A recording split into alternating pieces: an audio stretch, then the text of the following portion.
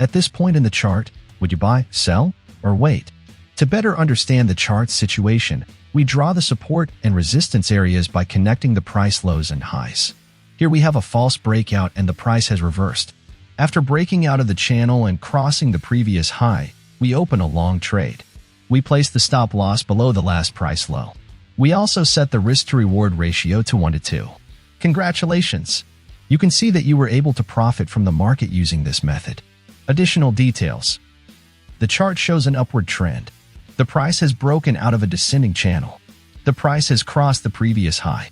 There is a false breakout and the price has reversed. A long trade is open with a stop loss below the last price low. The risk-to-reward ratio is set to 1 to 2. Disclaimer: this is not financial advice. Please do your own research before making any trades.